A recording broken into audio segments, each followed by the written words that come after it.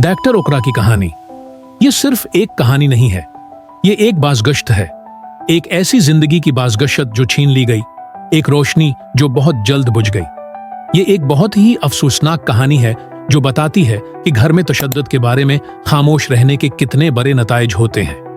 इक़रा, उनका नाम कभी हंसी, ख्वाबों और एक अच्छे मुस्तकबल के मानी रखता था। वो रोशन, खूबसूरत और कामयाब जिंदगी और हमदर्दी से भरी हुई थी।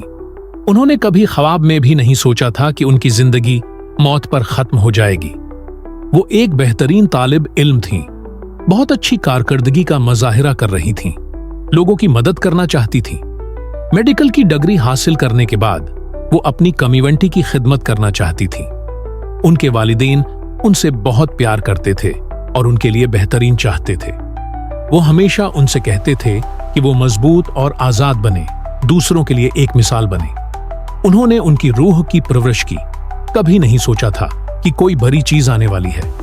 इक़रा ने एक ऐसे शख्स से शादी की जो बिल्कुल कामिल है, लगता था।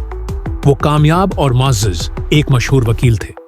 सबके लिए वो एक बेहतरीन शौहर थे, अच्छे, ज़हीन और मोहब्बत करने वाले लगते थे। लेकिन चीजें हमेशा वैसी नहीं होते जैसी वो नजर आती हैं। उनका एक तारीख पहलू था जिसके बारे में इक़रा नहीं जानती थी। शादी के बाद उनका असली रूप सामने आया। अच्छे शौहर एक जालिम और कंट्रोल करने वाले बन गए। उन्होंने आहिस्ता आहिस्ता तशद्दुद शुरू कर दिया, पहले थोड़ा थोड़ा, फिर ज्यादा और ज्यादा। इक़रा हर वक्त डरी हुई थी, एक तकलीफ दह रिश्ते में फंसी हुई थी।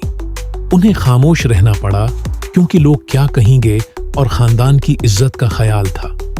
उन्हें डर था कि लोग क्या सोचेंगे, उनके खानदान को शर्मिंदा होना पड़ेगा, और उसने उन्हें बहुत तकलीफ दी। वो तन्हा महसूस करती थी, जैसे वो एक बड़े ख्वाब में हूं। उन्होंने उम्मीद की कि चीजें बेहतर हो जाएंगी, कि उनके शौहर बदल जाएंगे, लेकिन चीजें बदतर हो गईं। इक़रा की खामोशी, क्योंकि वो डरी हुई थी, उनकी सबसे बड़ी गलती थी। काश उन्होंने अपने वालिदैन, अपने बहन भाइयों, एक अच्छे होंगे, दोस्त को बताया होता।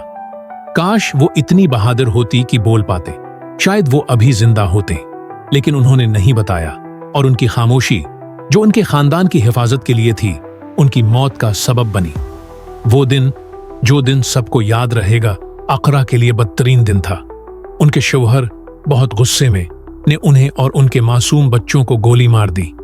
उनके मासूम बच्चे, जिन्होंने अभी जीना शुरू किया था, वो भी मारे गए। ये एक सानहा था जिसने पूरे मुल्क को हिला कर रख दिया। सब उदास और परेशान थे, सबके दिल टूट गए थे।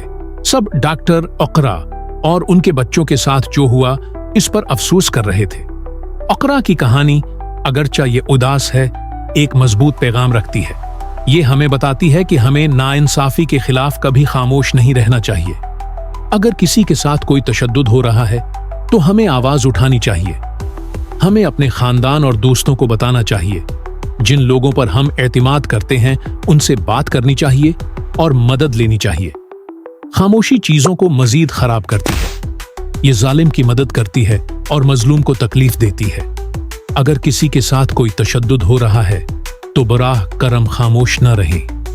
अपने खानदान और दोस्तों से बात करें, मदद के लिए तंजीमों से राबिता करें और मदद मांगें।